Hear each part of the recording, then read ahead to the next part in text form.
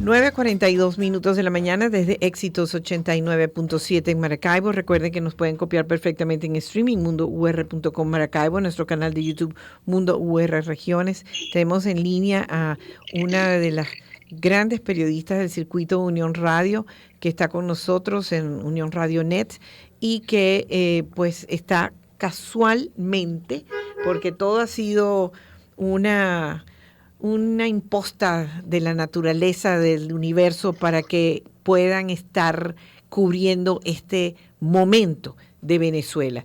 Es luego de 20 días de los dobles sismos, Stenif ha estado cubriendo estos hechos.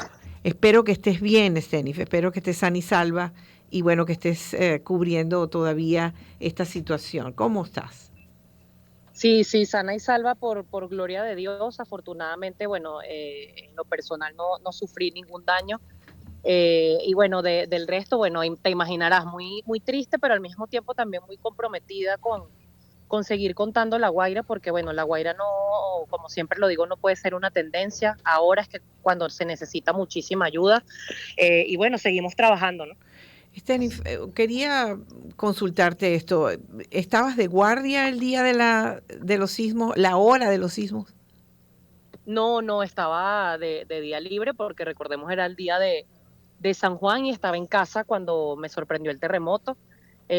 Bueno, como obviamente como cualquier ciudadano que lo sufrió y en esas primeras horas fue muy complejo porque por lo menos en la zona de Caracas donde yo me encontraba no había servicio eléctrico, por supuesto no había internet y las Ujú. comunicaciones estaban suspendidas completamente. Entonces esos primeros momentos fueron de mucha angustia porque bueno, estaba lejos de mi esposo, mi familia también está lejos en Barquisimeto y no sabía en ese momento, era completamente inocente de la magnitud de esta tragedia. Sí, sabes, este instinto de quererlo saber todo y con la inmediatez de las redes, eh, pues la angustia de los periodistas por, verdad, tener la información se apresura porque quieres en verdad ya estar conectada con las cosas en el momento, express.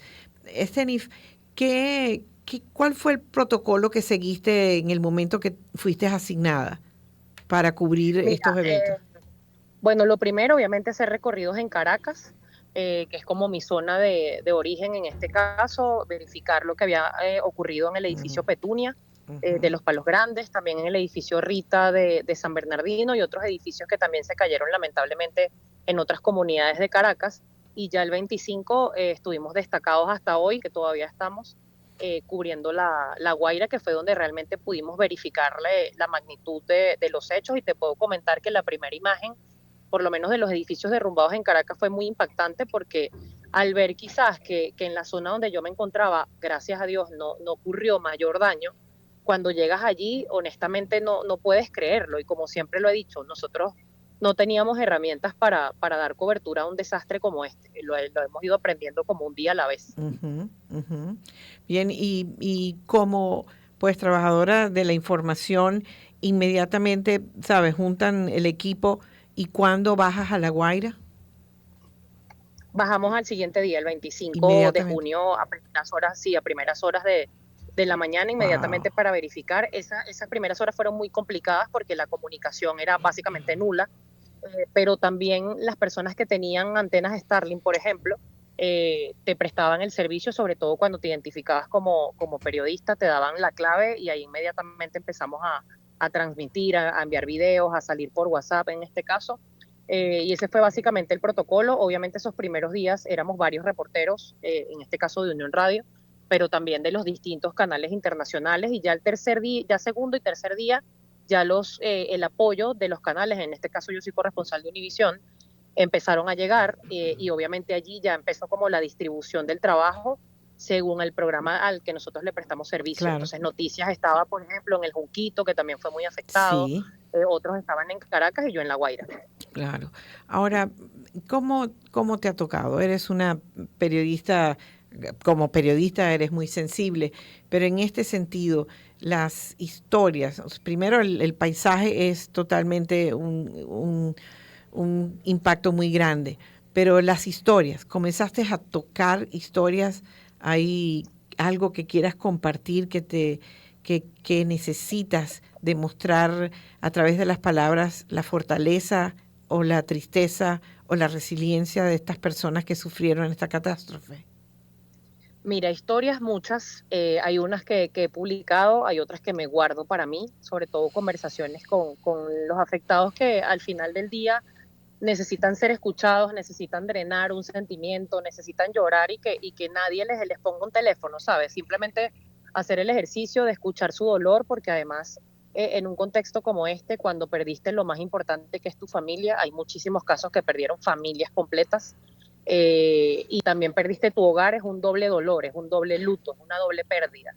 Entonces, ya que las personas hagan ese ejercicio de bondad contigo para que tú puedas cumplir con tu trabajo, también te lleva a ese compromiso de respetar y de llegar a ciertos límites y no con eso quizás fallar en tu profesión como periodista, sino tratar en lo posible de ser muy humanos, porque estamos hablando de personas que tienen un dolor muy profundo, una herida que va a tardar, yo creo que me atrevo a decir que muchos quizás no se recuperen de un dolor como este, además tan inesperado.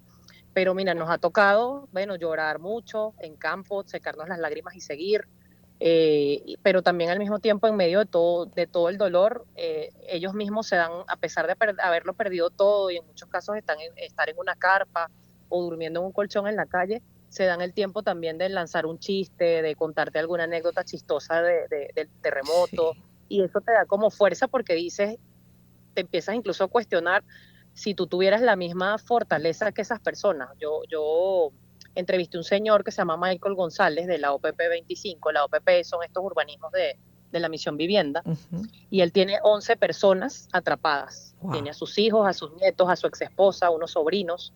Porque, ¿qué pasa? En estos apartamentos hay muchas pérdidas humanas también, porque en cada apartamento era multifamiliar, vivían sí, 10 personas, sí, 8 personas. sí, Y bueno, fíjate, en este caso habían 11.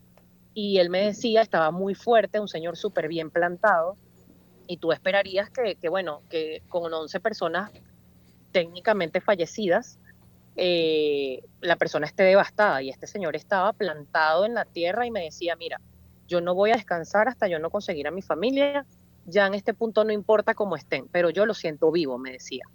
Y sí, yo les mando un mensaje a ellos de que me esperen, de que yo voy a ir por ellos, no importa cómo los encuentre, pero yo los voy a encontrar. claro. Entonces, ese ímpetu, ese esfuerzo que están haciendo sobrehumano, porque te comento, o sea, con las uñas, hay personas que están heridas en sus manos porque siguen sacando escombros sin recursos, sin herramientas, solamente con unos guantes. Nada más los mueve el amor. Y era lo que él me decía, yo tengo que buscar a mis hijos, porque yo no voy a dejar a mis hijos entre los escombros, o sea, yo no puedo hacer eso, porque si fuera al revés, si fuera yo el que está enterrado ahí, yo estoy seguro que mis hijos me van a buscar.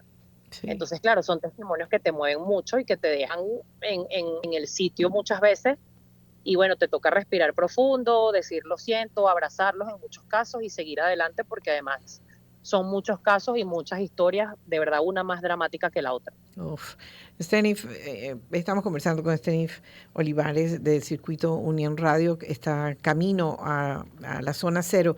Y hablando de zona cero, es un corredor muy grande. O sea, has podido llegar más allá de Caraballeda, Tanaguarena, Osma, un poquitito más allá. Sí, sí, además hay dos afectaciones muy graves que son hacia la vía de la costa, es decir, hacia la vía de Macuto, Naiguatá. Hay una gran afectación, sobre todo en Tanaguarenas, Caraballeda, Macuto, esa zona está Mm, muy afectada, pero hacia los lados de Catia la Mar, la devastación también es muy, muy grave. Empiezas a hacer el ejercicio como de ubicarte en los lugares.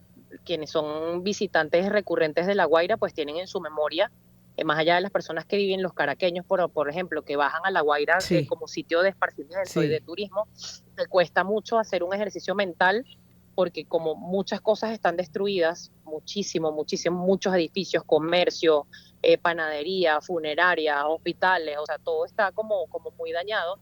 Y con el pasar del tiempo, obviamente con la remoción de los escombros, te vas dando cuenta realmente de la magnitud del vacío que quedó luego de la destrucción.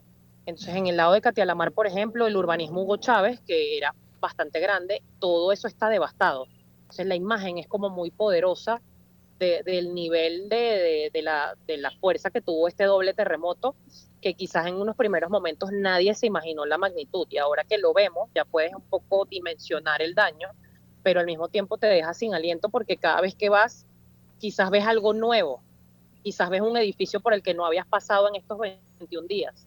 Entonces comienza como el nuevo ciclo de seguir, mira, me voy a meter por esta calle, porque ¿qué pasa? La ayuda, la cobertura, los primeros insumos que llegaron, todo está como en las avenidas principales.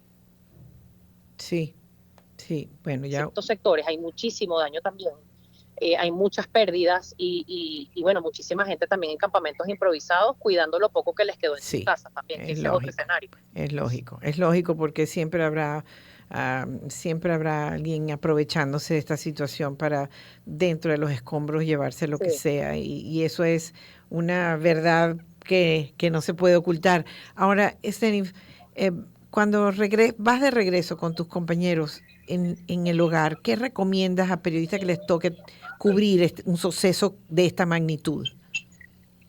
Bueno, mira, lo primero y no menos importante y es muy básico es, bueno, obviamente asearte muy bien. Estamos hablando de un contexto muy complejo, no solamente Mm, por el tema de la descomposición de los cuerpos, más allá que nosotros no tengamos obviamente un trato directo con las personas fallecidas, pero sí estamos allí. En La Guaira está ocurriendo un fenómeno que es muy lamentable también, que es el tema de los desechos de las personas y la basura también, sí, sobre todo de las ayudas, de la sí. comida, porque ¿qué está pasando? Hay mucha gente que está asumiendo que como todo está destruido, entonces sigo sumando basura y lanzo los recipientes y las botellas de agua en el suelo, porque además tampoco hay un plan, por lo menos que uno vea en estos primeros 21 días, de recolección de estos desechos. Entonces, la proliferación de moscas ha sido muy, muy complicado. Hay muchísimo polvo y obviamente tienes que tratar de asearte bien porque, bueno, tienes que llegar a tu casa y ese es básicamente tu lugar sagrado. Entonces, eso por una parte. Y también yo creo no sobreinformarte. Creo que el tema de las redes sociales también hay que darle un descanso, Vos sí. porque bueno, esta es una cobertura de largo aliento, no sabemos hasta cuándo vamos a estar cubriendo La Guaira, ahora hay mucho por hacer y creo que cuidar nuestra salud física, pero también la salud mental, porque estamos en un contexto, como te decía, sin herramientas, hay muchas veces no sabemos lidiar con el dolor o sentimos que nos tenemos que montar a La Guaira en el hombro y bueno, somos también seres humanos que también resultamos de una u otra forma afectados por el terremoto y creo que nos tenemos que cuidar mucho para poder seguir siendo eficientes y no abandonar a la cobertura de La Guaira para que esto no se quede simplemente en el primer mes, porque hay gente que tiene rota la vida para siempre, desde el 24 de junio. Entonces, nuestra labor es estar ahí, informar y acompañarlos de la mejor manera que podamos. Claro, gracias por este contacto, Estenis, para tener una idea para los demás comunicadores, periodistas que posiblemente han hecho coberturas de sucesos importantes en su ciudad, en su región, pero esto creo que sobrepasa cualquier información que no tenga que ver, a no ser que sea con un conflicto bélico, porque es más o menos comparable con esta situación.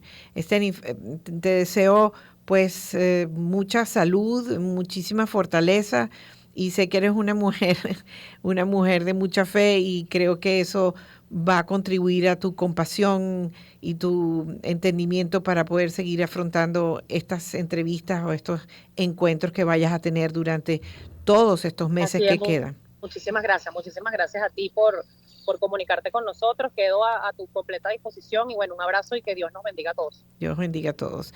Desde la zona cero está Stenif, está con nosotros Stenif Olivares del circuito Unión Radio Net.